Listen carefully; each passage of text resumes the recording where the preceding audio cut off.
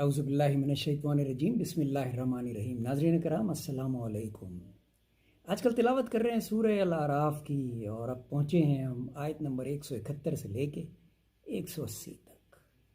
اللہ تعالیٰ گفتگو فرما رہے ہیں حضرت موسیٰ کی قوم سے، اور ذرا غور کیجیے گا۔ وَإِذْ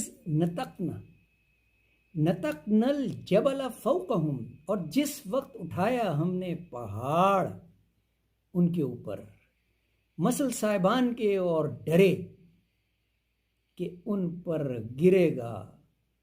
ہم نے کہا پکڑو جو ہم نے تم کو دیا ہے مضبوطی سے، اور یاد رکھو جو اس میں ہے تاکہ تم اس سے بچ سکو۔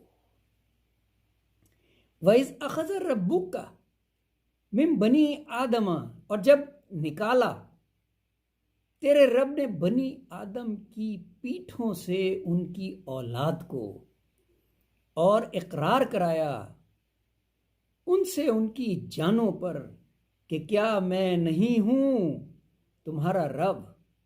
تو بولے ہاں ہے، ہم اقرار کرتے ہیں۔ کبھی کہنے لگو قیامت کے دن ہم کو، تو اس کی خبر نہ تھی۔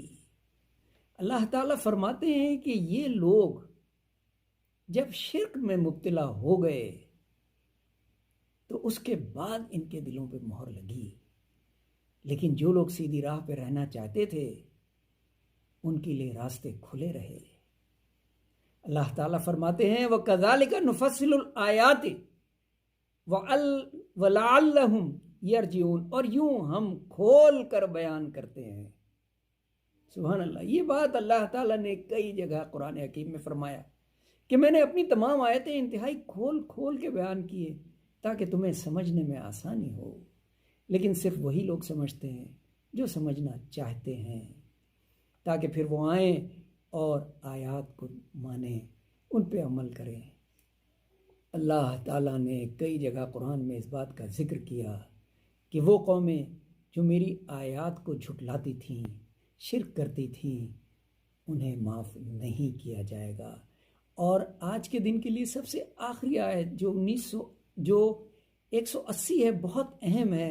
میں چاہتا ہوں کہ آپ لوگ اس پہ غور کریں۔ وَلِلَّهِ الْأَسْمَاءُ الْحُسْنَى، اور اللہ کے لیے سب نام اچھے، فَادْعُوهُ بِهَا، سو اس کو پکارو وہی نام کہہ کر، اور چھوڑ دو ان کو جو کج راہ چلتے ہیں، اور اس کے ناموں میں وہ بدلہ پا رہیں گے اپنے کیے گا۔